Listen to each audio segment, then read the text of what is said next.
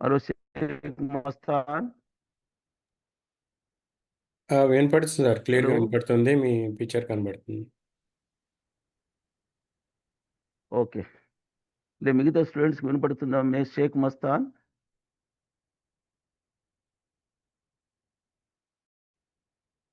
Hello. Sir వినబడుతుంది sir. వినపడుతుందా? ఇంకెవరైనా వచ్చే వాళ్ళు ఉన్నారా? క్లాస్ తీసుకుని స్టార్ట్ చేద్దామా? ఔదు బిల్లాహి మినష్ షైతానిర్ రజీమ్. బిస్మిల్లాహిర్ రహమానిర్ రహీం. అల్హమ్దులిల్లాహి రబ్బిల్ ఆలమీన్ వస్సలాతు వస్సలాము అలా రసూలిల్లాహ్ వ అలా ఆలిహి వసహబిహి అజ్మాయిన్. రబ్బి ఇష్రహ్ లీ సద్రి వయస్సిర్ లీ అమ్రి వహ్లుల్ ఉక్దతం మిన్ లిసాని యఫ్ఖహు కౌలి. అమ్మా బాద్.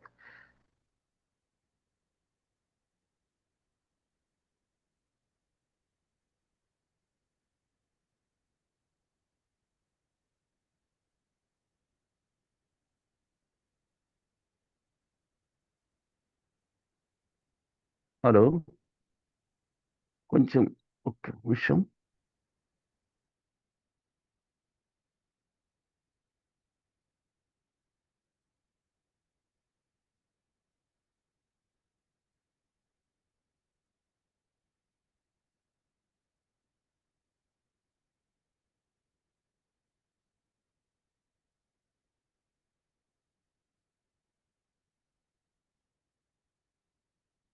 ఓకే.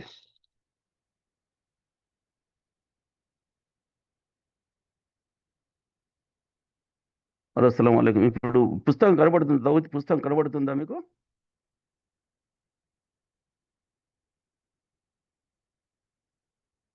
హలో. కనబడుతుంది అబ్దుల్లా భాయ్. కనబడుతుంది. ఓకే. అస్సలాము అలైకుం. ఔదు బిల్లాహి మినష్ షైతానిర్ రజీమ్. బిస్మిల్లాహిర్ రహమానిర్ రహీం. వస్సలాతు వస్సలాము అలా రసూలిల్లాహ్ వ అలా ఆలిహి వసహబిహి అజ్మాయిన్. రబ్బి ఇష్రహ్ లీ సద్రి వయస్సిర్ లీ అమ్రి వహ్లుల్ ఉక్దతం మిన్ లిసాని యఫ్ఖహు కౌలి. అమ్మా బాద్. అస్సలాము అలైకుం బ్రదర్స్. ఈరోజు మనము తౌహీద్లో ఎవరైతే షహదా చదివారో వారి మీద కొన్ని నిబంధనలు ఉన్నవి. ఆ నిబంధనలు ఇక్కడ చెప్పడం 8 నిబంధనలు ఉన్నవి. ఆ 8 నిబంధనల్లో మనము ఆ 8 నిబంధనల గురించి చదువుతాం ఇప్పుడు. మొట్టమొదటిగా అష్హదు అన్ లా ఇలాహా ఇల్లల్లా వ అష్హదు అన్న ముహమ్మదన్ అబ్దుహు వ రసూలు ఎవరైతే చదువుతారో వారి మీద 8 నిబంధనలు వచ్చాయి మొట్టమొదటి షహదా మీద. కాబట్టి ఆ షహదా చదివిన వారు మొదట ఈ యొక్క నిబంధనల గురించి బాగా అర్థం చేసుకోవాలి.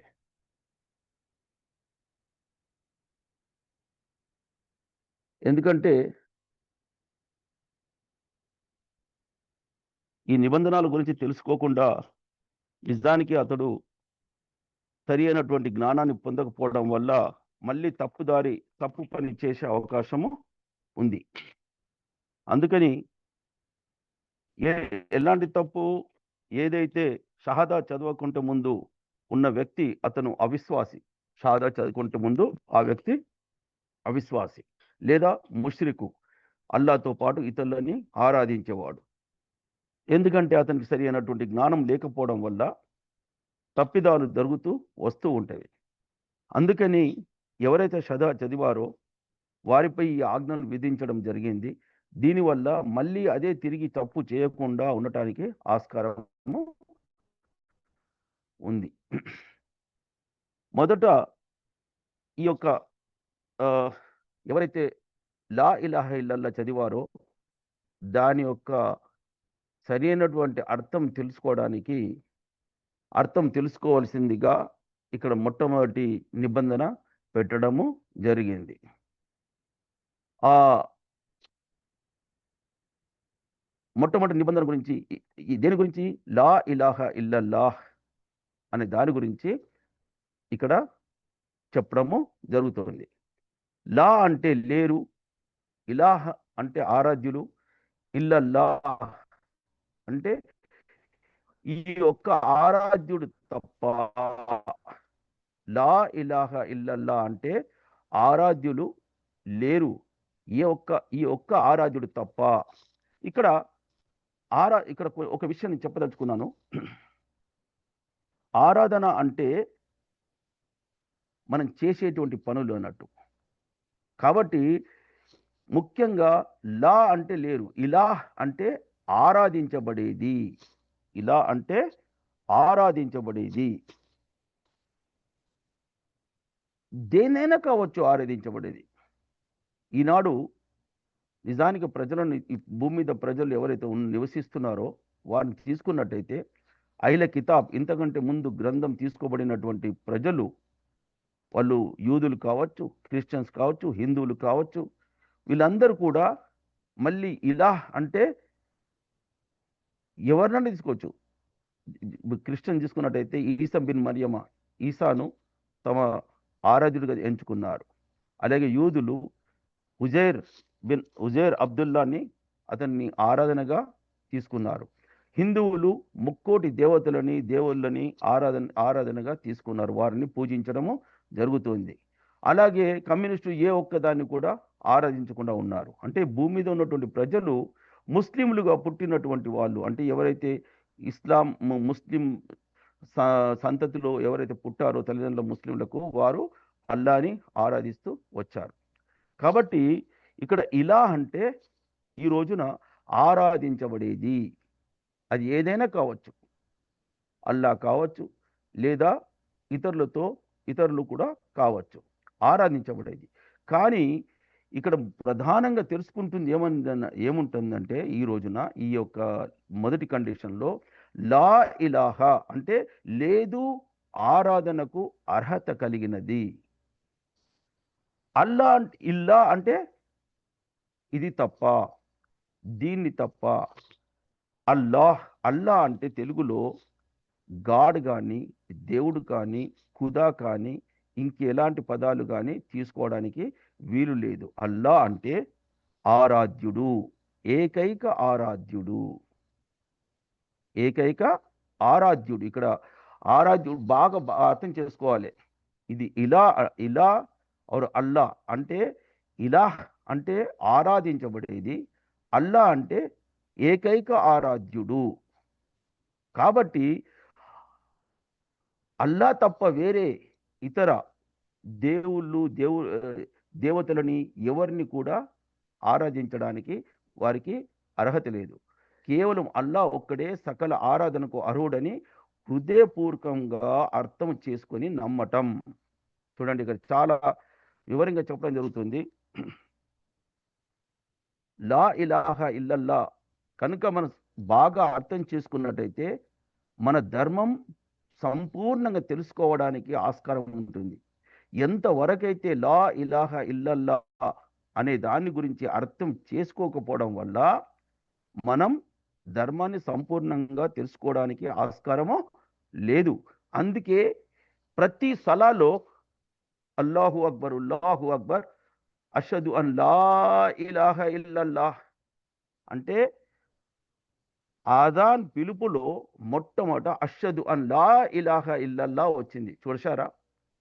మళ్ళీ అంటే మీరు షహాదా ఇవ్వండి, కేవలము అల్లా తప్ప ఆరాధనకు ఎవ్వరు అర్హులు కారని. అంటే ఈ సృష్టిలో ఏ ఒక్కరికి ఆరాధన తగదు. ఏ ఒక్కరికి ఈ సృష్టిలో ఎవ్వరికి తల్లిదండ్రులకు ఆరాధన తగదు. మన ఇంకా మిగతా సంఘంలో ఉన్న పెద్ద పెద్ద వ్యక్తులకు జరగదు. భూమికి కానీ, సూర్యుడికి కానీ, అగ్నికి కానీ, నీరు కానీ, మట్టి కానీ, భూమి కానీ, నక్షత్రాలు కానీ, వీటన్నిటినీ దేనికి ఆరాధన తీసుకునే అర్హత లేదు. ఈ ప్రతి ఒక్కటి కూడా తన సృష్టికర్తపై ఆధారపడి ఉన్నవి. కాబట్టి ప్రతి ఒక్కటి కూడా ఎల్లవేళలా ఆ సృష్టికర్తని స్మరిస్తూ ఉండడం జరుగుతుంది. కాబట్టి ఈ సృష్టిలో మనం కూడా ఒక భాగమైన మనం కూడా తప్పకుండా సృష్టికర్తను తప్ప ఇంకెవ్వరిని, అంటే సృష్టికర్త అల్లాహ్ను తప్ప, ఆ ఏకైక ఆరాధుడిని తప్ప ఇంకెవ్వరిని ఆరాధించటానికి ఆస్కారము లేదు అని నమ్మటం, దాన్ని హృదయపూర్వకంగా అర్థం చేసుకోవటం. ఇవాళ మనం చూడండి, మన సమాజంలో బయటికి వస్తే ఎన్నో గుడులు, గోపురాలు, చర్చులు, తర్వాత ఈ యొక్క దర్గాలు, భూమి మీద చాలా ప్రదేశాలు కనబడుతుంటాయి. ప్రజలు తండోపతండలుగా అక్కడికి వెళ్ళి వారు అక్కడ పూజలు, పునస్కారాలు, అవన్నీ పూలు, మంగళారతులు, కొబ్బరికాయలు, టెంకాయలు కొడుతూ అక్కడ వారు పని చేస్తూనే ఉన్నారు అన్నట్టు. అక్కడ అన్ని ఏదో ఒక పూజలు, పునస్కారాలు ఇవన్నిటికీ చేస్తూనే ఉన్నారు. అంటే ఏమైంది? వీటన్నిటికీ ఇక్కడ జరుగుతున్నటువంటి ప్రజలు వెళ్తూ అక్కడ పూజలు, పునస్కారాలు ఇవన్నీ ఏవైతే చేస్తున్నారో, దర్గాలకు వెళ్తున్నారో, వీటికి నిజంగా ఆరాధన తీసుకునే అర్హత ఉందా? అంటే ఎవరైతే అషదు అన్ లా ఇలాహా ఇల్లల్లా వ అషదు అన్న ముహమ్మదన్ అబ్దుహు వ రసూలు అని చదువుతారో వారికి ఇది తెలపడం జరుగుతోంది. ఏమని? వీటికి ఆరాధన తీసుకునే అర్హత లేదు అని నమ్మటం. ఎందుకు? నువ్వు చదువుతున్నావు ఇక్కడ అష్హదు అన్ లా ఇలాహా ఇల్లల్లా. ఎవరు చదువుతున్నారండి? నేను చదువుతున్నాను. నేను చదువుతున్నప్పుడు మరి దీని అర్థం ఏమిటి? నేను సాక్ష్యం పలుకుతున్నాను. ఓ అల్లా, ఓ ప్రభు, నేను సాక్ష్యం ఇస్తున్నాను. నా చుట్టూ ఉన్నటువంటి ఈ విశ్వంలో ఉన్నటువంటి లా ఇలాహ దేనికి ఆరాధన తీసుకునే అర్హత లేదని, కేవలము నీవు తప్ప, అంటే ఓ ఆరాధ్యుడు అల్లా, నీవు తప్ప ఇంకెవ్వరికి ఆరాధన తీసుకునే అర్హత లేదని నేను సాక్ష్యం ఇస్తున్నాను. అంటే నీ యొక్క సకల ఆరాధనలకు, అంటే నీకు అల్లా అంటే ఇక్కడ చూడండి ఏంటిది? అతనికి సమర్పించుకోవడం, దాసోహం చెయ్యటం, అర్థించటం, అల్లాని అర్థించటం, ఇవన్నీ కూడా అతను వస్తున్నవి. కాబట్టి ఇక్కడ బాగా మనం అర్థం చేసుకోవాల్సిన నిబంధన ఏమిటంటే, ఆయన నేనే సాక్ష్యం ఇస్తున్నాను. ఇక్కడ ఈ దేనికి కూడా నేను ఆరాధించవలసిన అవసరం లేదు, భయపడవలసిన అవసరం లేదు, ఎలాంటి మొక్కుబడులు చెల్లించవలసిన అవసరము లేదు అని నమ్మాలి.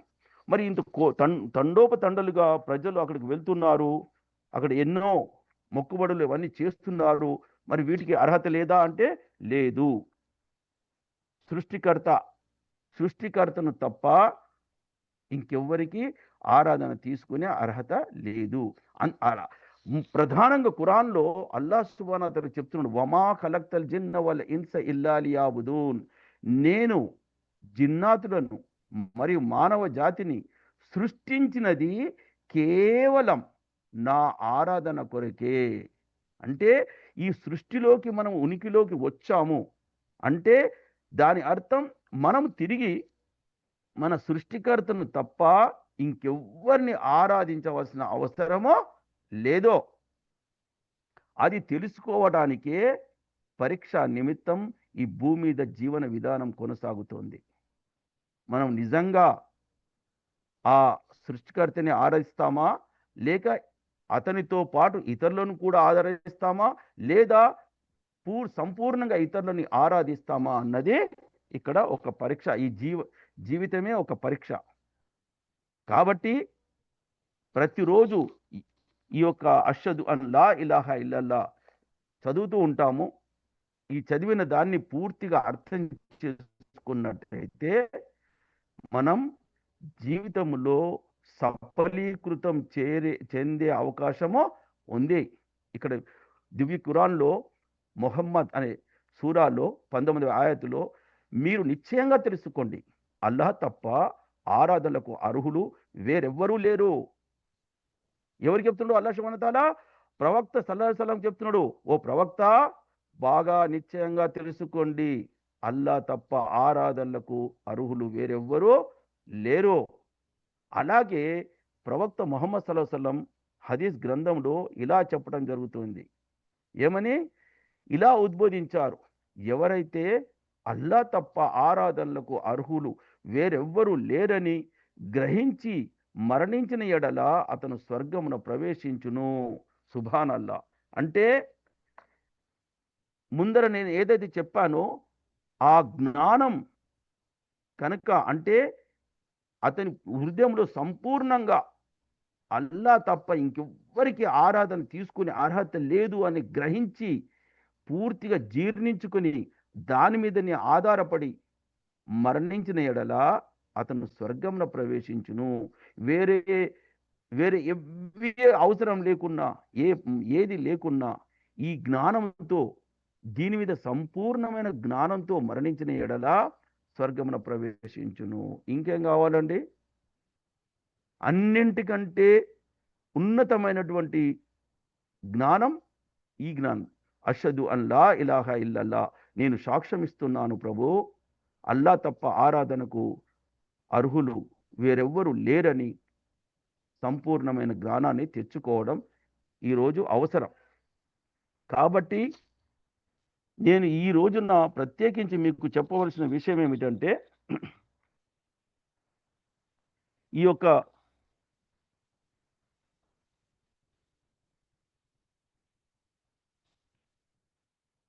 ఈరోజు చెప్పవలసిన ప్రతి విషయం ఏంటంటే, సూర యూసుఫ్లో జుక్రూఫ్లో కూడా, అంటే 43 ఆయతులో కూడా ఏమని వచ్చిందంటే, ఎవరైనా జ్ఞానం ఆధారంగా ఇది సత్యమని సాక్ష్యం ఇస్తారో వారు తప్పకుండా సఫలీకృతం అవుతారు. కాబట్టి ఈ షహదా అంటే ఒక సాక్షి ఇచ్చేటువంటి సాక్ష్యం. అంటే ఇప్పుడు ఎక్కడైనా కోర్టుకు వెళ్తే కూడా మనం షహదా ఇస్తాం. ఏమని? దేని విషయం అయితే వారు అడుగుతున్నారో దాని గురించి తెలుసుకొని తర్వాత సాక్ష్యం ఇస్తాం. అలాగే ఎవరైతే ఇప్పుడు సాక్ష్యం, మనం రోజు ఈ సాక్ష్యం పలుకుతాం. దేంట్లో?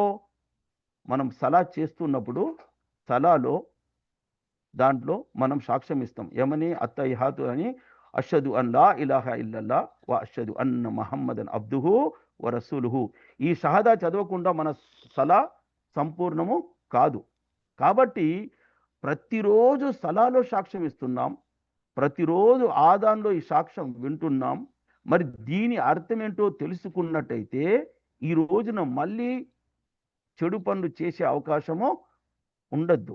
మళ్ళీ ఇంకెవరినో పూజించటము, అర్థించటము, వారి దగ్గరికి వెళ్ళటము చేయవలసిన పని లేదు. ఒక మనిషి ఏ షహదా చదివిన తర్వాత అతనికి వేరే ఎక్కడ గుడులు, గోపురాలు, దర్గాలు వేటి దగ్గరికి వెళ్ళవలసిన అవసరమో లేదో, ఈ భూమి మీద ఎక్కడ వెళ్ళవలసిన అవసరమో లేదు. ఎక్కడికి వెళ్ళాలండి?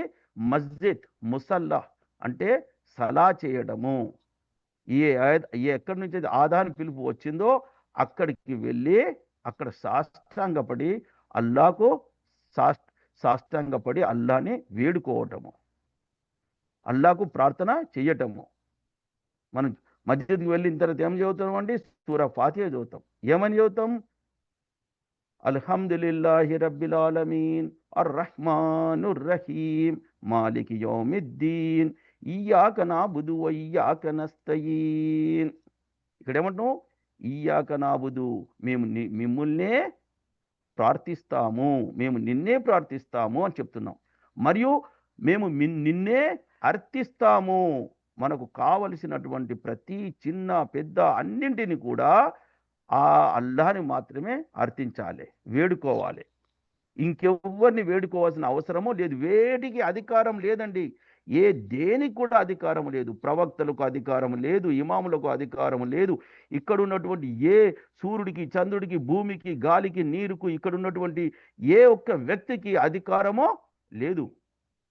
వారికి ఎలాంటి అధికారం లేదు మనం కోరుకున్నది వాళ్ళకి ఇచ్చేదానికి. సాధువులు, సన్యాసులు, బాబాలు వేటికి అధికారము లేదు. తిరిగి ప్రతి ఒక్కరు కూడా వాళ్ళ అవసరాల కొరకు మళ్ళీ అల్లాహ్ని ఆశ్రయించాలి, అల్లాహ్ని వేడుకోవాలి. ఆ అల్లాహ్ను తప్ప ఇంకెవ్వరికి ఎలాంటి అర్హతలు లేవు. కాబట్టి ఒకసారి చూడండి, మనం ఏ ప్రదేశంలో పుట్టి పెరుగుతున్నామో అక్కడ తౌహీద్ ఉందా? నిజానికి తౌహీద్ ఉందా? మనం నెమరు వేసుకోవాలి. మనం చేస్తున్న పనులు ఏంటో నెమరు వేసుకోవాలి. మనం ఎవరినెవరిని ఆశ్రయించాము, వారికి ఆశ్రయించవలసిన అవసరం ఉందా లేదో, వాటికి అర్హత ఉందా లేదో, ఇది తెలుసుకోవాల్సిన జ్ఞానము చాలా చాలా అవసరం ఉంది. ఈ ప్రజలు ఇది తెలుసుకోకపోవడం వల్లనే మళ్ళీ బాబాలని దర్గాలని వాటన్నిటికీ వెళ్ళి ఆశ్రయించడం జరుగుతుంది.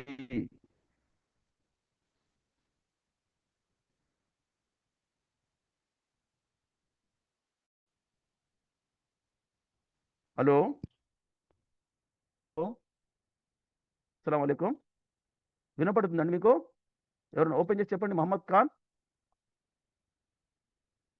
హలో, వినపడుతుందండి, వినపడుతుంది. మహమూద్ ఖాన్, షేక్ మస్తాన్, మీకు వినపడుతుంది. Okay, okay. సో ఈ షహదాలో మొట్టమొదటి భాగమైనటువంటి ఈ రోజు మనం వినపడుతుంది సార్. దీని గురించి తెలుసుకుందాం. ఓకే, అర్థమవుతుందండి? సరిగ్గా అర్థమైందా? హలో, అర్థమైందా? మనం లా ఇలాహా ఇల్లల్లా గురించి ఏదైతే తెలుసుకున్నామో ఆ విషయం మీకు సరిగ్గా అర్థమైందా? మీరు ఓపెన్ చేసి మీరు అడగవచ్చు. ఇప్పుడు నన్ను ఏదైనా ప్రశ్నలు ఉంటే మీరు అడగవచ్చు దీన్ని.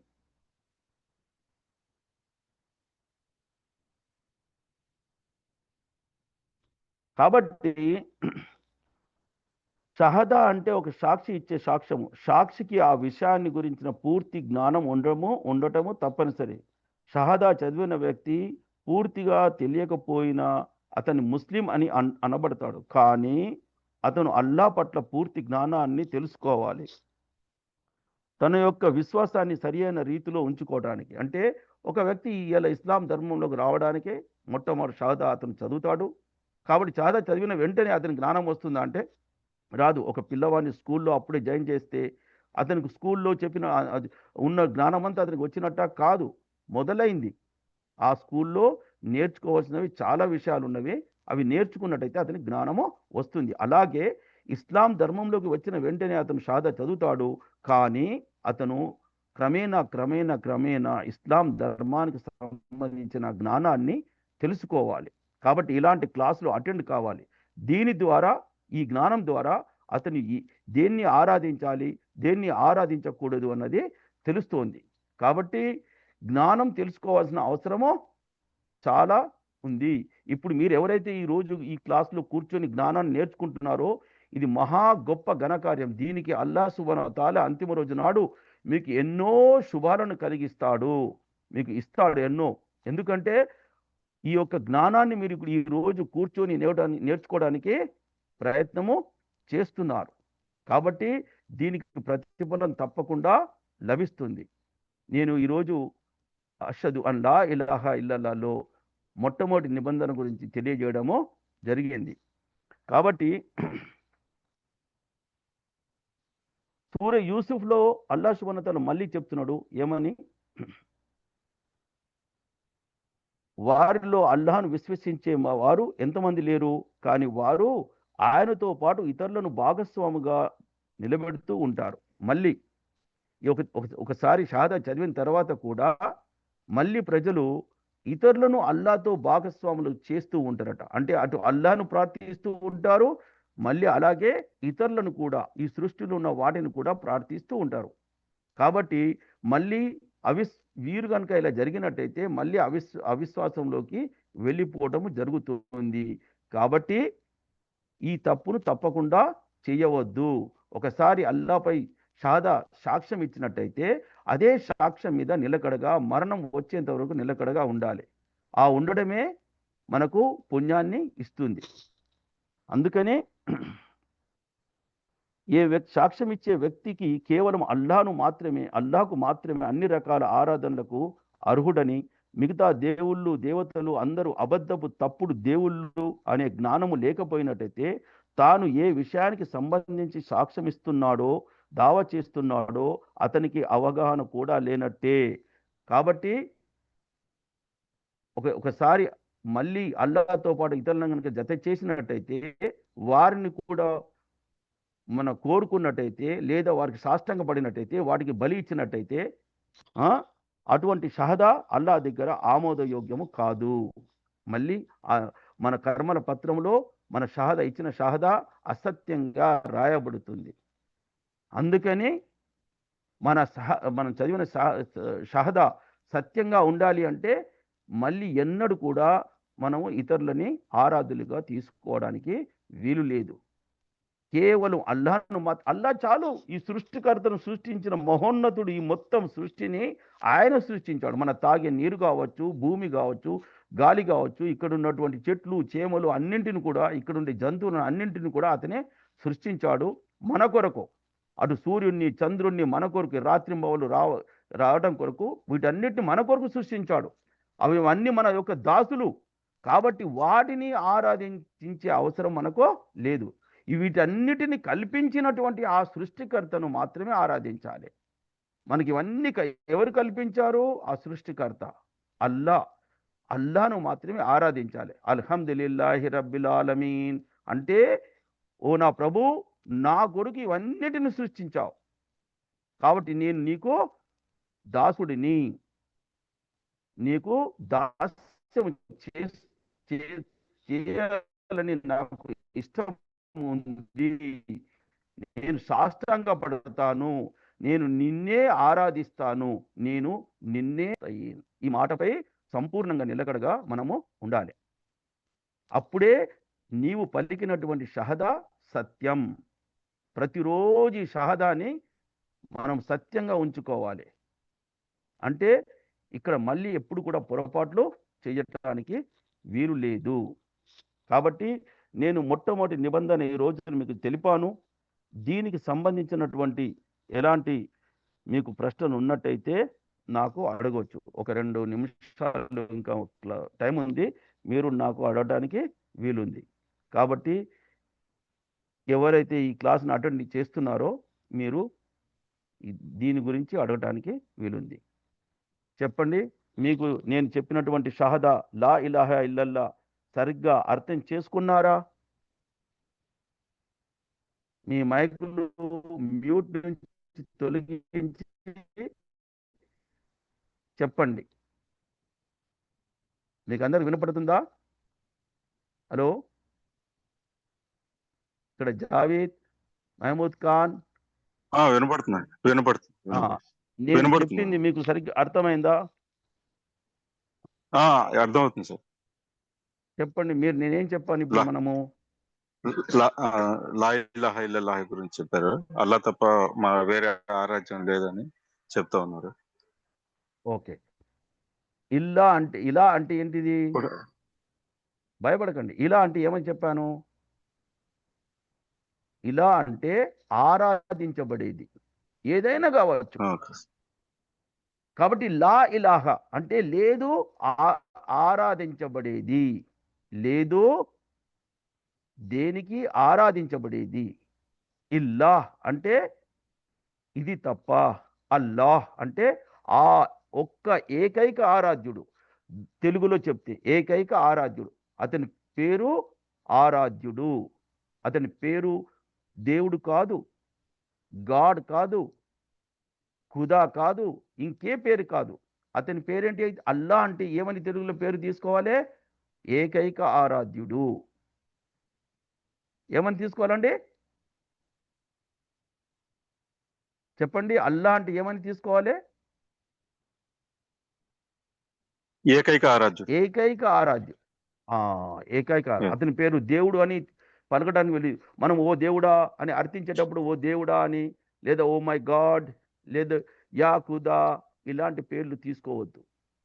ఇవి అతనికి సంబంధించిన పేర్లు కావు. కాబట్టి అల్లా అని పిలిచినప్పుడు అల్లా అని మాత్రమే పిలవాలి. యా అల్లా అని అల్లాని సంబోధించాలి. ఎప్పుడు కూడా దువాలో యా అల్లా అని సంబోధించాలి. లేదా లేకుంటే yeah Khuda, oh my God, ఓ దేవుడా, ఓ స్వామి, ఇలా పలకటానికి వీలు లేదో. అతని పేర్లు కావు ఇవి. అల్లా అని మాత్రమే పలకాలి. ఒకవేళ అతనికి గురించి నిజంగా తెలుగులో అతన్ని అర్థం చేసుకోవాలంటే ఏకైక ఆరాధ్యుడు, అల్ ఇలాహ్, అల్ ఇలాహ్, ఏకైక ఆరాధ్యుడు. అల్ అంటే ది ఆర్టికల్, ఒకే ఒకటి, the earth, the moon, the sun అంటామో అలాగే ది ఏకైక ఆరాధ్యుడు, ఒకే ఒక ఆరాధ్యుడు, అతను తప్ప ఇంకెవరికి ఆరాధనలు లేవు. ఇప్పుడు మనం చెప్పింది దీంట్లో మీరు ఏదైనా ప్రశ్న మీకు ఉద్భవిస్తే మనసులో అడగొచ్చు. మరి ఈ భూమి మీద ఇన్ని దేవుళ్ళు దేవతలు ప్రజలు వెళ్తున్నారు కదా, వీటికి ఆరాధన తీసుకునే అర్హత లేదా? చూడండి ఎంతమంది ప్రజలు, కోటాను కోట్ల మంది చూడండి, గుడుల్లో చూడండి, దర్గాలో చూడండి. మరి ఇవన్నీ సత్యమా? వీటికి ఆరాధన తీసుకునే అర్హత ఉందా? ఇప్పుడు నువ్వు చెప్పాలి. ఎందుకో నువ్వు సాక్ష్యం ఇస్తున్నావు. ఏమని సాక్ష్యం ఇస్తున్నావు? అష్హదు అన్ లా ఇలాహ ఇల్లల్లా, నేను సాక్ష్యం ఇస్తున్నా ప్రభు. వీటికి నేను చూస్తున్నటువంటి గుడులు, గోపురాలు, మస్జిద్లు, మన దర్గాలు, ఈ యొక్క వీటన్నిటి కూడా వీటన్నిటి దగ్గరికి వెళ్ళవలసిన అవసరమో లేదో? లేదు. అవసరం ఉందా? అవసరం ఉందా? లేదు. ఒకవేళ ఉన్నది అనుకున్న ఎడలా ఏమవుతుంది? నేను పలికినటువంటి షహదా అసత్యం, అది హరాం అవుతుంది, అసత్యంగా రాయబడుతుంది మన కర్మల పత్రంలో. నువ్వు ఒక దిక్కు షహదా చదువుతున్నావు, మళ్ళీ ఒక దిక్కు ఇక్కడికి వెళ్తున్నావు అంటే నీవు పలికినటువంటి షహదా కొట్టివేయబడుతుంది. ఎక్కడ? కర్మల పత్రములో. ఈ కర్మల పత్రము చివరికి అంతిమ రోజు నాడు అల్లాకు మనం చేసిన పనులన్నింటి గురించి అల్లాకు ఇవ్వబడుతుంది. ఎప్పుడైతే షహదా కొట్టివేయబడిందో నీ పేరు అబ్దుల్లా ఉండని, అబ్దుల్ రెహమాన్ ఉండని, మహమ్మద్ ఉండని, ఇబ్రాహిం ఉండని, నూహ్ ఉండని, ఏ పేర్లు ఉన్నప్పటికీ కూడా జహన్నములో వేయబడతాము. ఎక్కడ వేయబడతామండి? జహన్నములో. అంటే తిరిగి ఈ పేర్లతో మనకు ఎలాంటి సంబంధమో లేదు. మన కర్మలో మనం చేసే పనుల మీద ఆధారపడి ఉంది. ఆ రోజున మన కర్మలు తీసుకోబడతాయి, మన రాసిన కర్మలు తీసుకోబడతాయి, మన పేర్లు కాదు, కర్మలు. మనం చేసినటువంటి పనులు అవి లిఖించబడతాయి అల్లా ముందర. కాబట్టి మనం నాలుకతో షహాదా చదువుతున్నాం, అష్హదు అన్ లా ఇలాహ ఇల్లల్లా అని. మళ్ళీ దర్గాలకు వెళ్ళాము, తిరుపతికి వెళ్ళాము, టెంకాయలు కొట్టాము, ఈ కొండపైకి ఆ కొండపైకి, భూమిని, గాలిని, నీరుని, వీటన్నిటిని కూడా పూజించడానికి జరిగితే, లేదా వాటిని అర్థిస్తే, నాకు ఇది ఇవ్వండి అని అడిగితే మళ్ళీ షహదా కొట్టివేయబడుతుంది. కాబట్టి ఎలాంటి కష్టాలు వచ్చినప్పుడు కూడా, చిన్న పెద్ద, ఒక చెప్పు తెగిపోయింది, యా అల్లా నా చెప్పు తెగిపోయింది, నాకు దీన్ని కుట్టేవాడిని చూయించు అని వేడుకోవడం. ఆకలేస్తుంది, యా అల్లా నాకు అన్నాన్ని ప్రసాదించు. బాధ కలిగింది, ఓ అల్లా నన్ను, నా యొక్క నొప్పిని, బాధను తొలగించు. ఏ అవసరం ఉన్నప్పుడు కూడా అల్లాహను మాత్రమే వేడుకోవాలి. ఇక్కడ ఇయ్యాక నాబుదు వ ఇయ్యాక నస్తయీన్, నేను నిన్నే ఆరాధిస్తాను మరి నిన్నే అర్థిస్తాను అంటే నిన్ను తప్ప ఇంకెవ్వరిని అర్థించను, వారు ముందర చేతులెత్తి అడగనని చెబుతున్నాం. కాబట్టి మళ్ళీ భూమి మీద ఇవన్నీ అవసరమో లేవు. గుడులు, గోపురాలు, చర్చులు, ఇవన్నీ కూడా, దర్గాలు, ఏది అవసరమో లేదు, కట్టవలసిన అవసరమో లేదు, వాటి దగ్గరికి వెళ్ళవలసిన అవసరమో లేదు. ఎక్కడికి వెళ్ళాలి? మస్జిద్కి వెళ్ళాలి. మస్జిద్ తప్ప ఇంకెక్కడ వెళ్ళటానికి వెళ్ళలేదు. మాస్క్ అనకూడదు, మస్జిద్ని మాస్క్ అనకూడదు. మాస్క్ అంటే ఈ మధ్యన అందరూ అంటారు, ఎక్కడ మాస్క్ పోతున్నాం. మాస్క్ కాదు అది, మస్జిద్ అంటే ముసల్లా, ఎక్కడైతే సాష్టాంగ పడతారో. ఎక్కడ సాష్టాంగ పడతామో మస్జిద్లో వెళ్ళి మనము సాష్టాంగపడి అల్లాని ప్రశంసిస్తూ ఉంటాం, సుబ్హాన రబ్బి అల్ ఆలా. మళ్ళీ సలా తర్వాత అల్లాని వేడుకుంటాం. కాబట్టి ఈ ఒక్క ప్రదేశం తప్ప ఎక్కడికి వెళ్ళవలసిన అవసరం లేదు. ఇంటి నుంచే దువా చేసుకోవచ్చు, ఇంట్లో నుంచి దువా చేసుకోవచ్చు, ఎక్కడ ఉన్నా దువా చేయొచ్చు. ఎక్కడికి వెళ్ళవలసిన అవసరం లేదు. గుడులు, గోపురాలకు, దర్గాలకు వెళ్ళవలసిన అవసరమో లేదు. ఎక్కడ ఉంటే అక్కడ నీ కష్టం వస్తే చేతులెత్తి, యా అల్లా నాకు ఈ కష్టం వచ్చింది, దీన్ని తొలగించు ప్రభు. ఎక్కడి నుంచైనా అల్లా వింటూ ఉంటాడు. కాబట్టి ఎక్కడికి వెళ్ళవలసిన అవసరం లేదు, దక్షిణాలు ఇవ్వవలసిన అవసరము లేదు, పైసలు వేయవలసిన అవసరమో లేదు, దువాకు వధు కూడా అవసరమో లేదు దువా చేయడానికి. అబ్దుల్లా ఇన్ని భాయ్ టైం సుఖాలు అయిపోయింది. ఉన్నటువంటి ఇన్ని సుఖాలు ఉన్నది కాబట్టి టైం అయిపోయిందంట. మీకు ఎవరికైనా ప్రశ్న ఉంటే ఒక నిమిషం ఇస్తున్నాను, అడగండి. ఈ రోజుతో ఈ క్లాసు స్టాప్ చేస్తాను మరి. ఓకే, నేను చెప్పింది మీకు అర్థమైందా? నిబంధన ఒకటి మంచిగా అర్థమైందా అందరికీ? ఓకే అని చెప్పండి ఒకసారి. అర్థమైంది ఓకే, అర్థమైంది అర్థమైంది. ఓకే అర్థమైంది. Okay okay. అస్సలాము అలైకుం. నేను కొన్ని మీకు ఆయతులు రాస్తాను, ఆ ఆయతులు తిరిగి రాయండి మీరు. ఓకే, కాబట్టి నేను నా క్లాస్ ఇంతటితో ముగిస్తాను. ఆఖరి దావన అల్హమ్దులిల్లాహి ఇల్లా అంత అస్తగ్ఫిరుక వ అతూబు ఇలైక్.